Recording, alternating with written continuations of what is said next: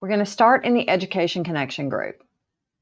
To get to the Faux Merrow Stitch, you'll either locate my post here and click where it says Faux Merrow Final PMF, or go up to Files.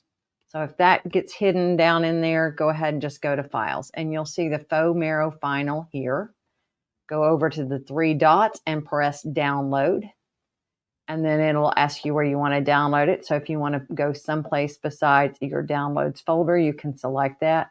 You could save it directly to a USB drive. So if you have your USB drive in there already, you can save it directly to that. Let me go grab a USB device and we'll save directly to that to begin with. Okay, so there's my drive. And it'll automatically name it, and we'll just press save. Okay, once you've done that, if you will go to the bottom of your computer and safely eject your hardware, or go to your downloads folder, let's see here on your Windows Explorer, let me bring this over. You can right mouse click on that drive and eject. And once it's ejected, you're ready to take it to the machine. Okay, at the machine, put your USB stick into your USB slot. And then we're going to go into my design center. At the machine, we're going to go ahead and add our custom motif first, so that when we bring in our shape, the custom motif will already be selected and applied. So let's come in and tap and choose Select, and then go to Custom. We want to pull it out of our memory pocket, and here's the Faux Merrow stitch that I downloaded. We'll say OK, and we'll say OK again. Now pick a color. I'm going to go ahead and choose a red color or a pink, and we'll say OK, and then go into your shapes menu. Your stamp shapes menus, the circle and the square. The shapes that can be used are the rounded shapes. If you choose a square, a sharp edge, when you select it and use it, let me show you what it looks like. So let's go next.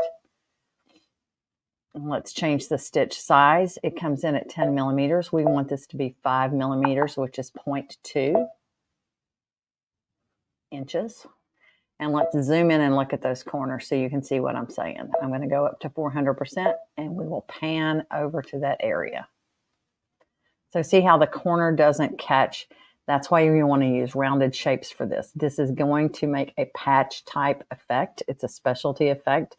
A Merrow stitch is a special, it's a special serger type machine that does a specialty stitch, and it doesn't do sharp edges. So think of it as a serger. It's very hard to turn a sharp corner unless you're doing like a rolled hem. So let's return. And let's get rid of that shape and go back into our stamp shape menu. So you can choose any of the rounded edged shapes. One thing I did note is that I could use the shields, even though they are kind of sharp corners. This shield right here, I do believe, let's check it and see what happens with it. We want to take it back to 0.2, excuse me. And then let's look at that corner. So if you look at that one, see how the corner did not open as much? It's not great, but it's not terrible. So that one might be passable. Just keep in mind, you don't really want sharp edges. I'm going to return, and we're going to clear that again. And let's grab a rounded rectangle. I'm going to touch OK.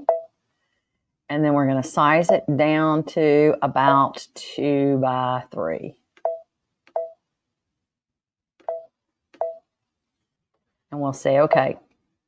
And we'll say next. Once again, we want that stitch size to be 0.2 inches or 5 millimeters. It's as low as it can go. It will knock at you when you get there. We'll go ahead and say OK. And if you want to, you can put this in the memory and save it. I'm going to do that and we'll say okay. So now that is our basic outline for our patch. In order to make a patch, you need a stitch that you can cut around. So we're going to go back in and we're going to touch Add, My Design Center. Since we saved that initial shape, we can go out of the memory pocket and grab our initial shape and say okay. So it should be the same size. Now come and grab your outline style, change it to a running stitch, and change the color to something else. Touch OK. Touch your fill bucket, your paint bucket, and tap the outline. And then touch Next. You can leave everything at the default settings here and just press Set. Say OK. So now let's look at that. Let's go ahead and go zoom up to... So that's right in the center. We might want this to go closer toward the outside edge. So in that case, we would want to select that stitch, touch Edit, and Size. And I think we can bump this up 2 times. Now let's pan over and look and make sure it's okay on all the edges. It is. So if you only want to do one, you could do just one bump. That's up to you. I think one bump is plenty. We'll go ahead and say okay. Then you can add in your design. Let's touch Add.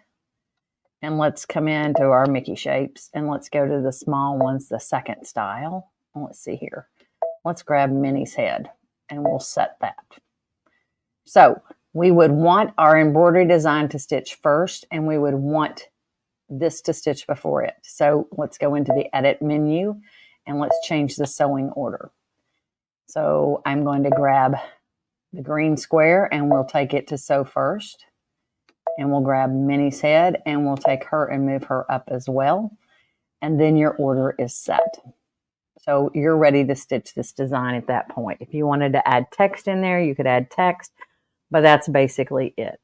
Now, if you'll go back and watch yesterday's show, you'll see how the Merrow stitch actually stitches on your machine.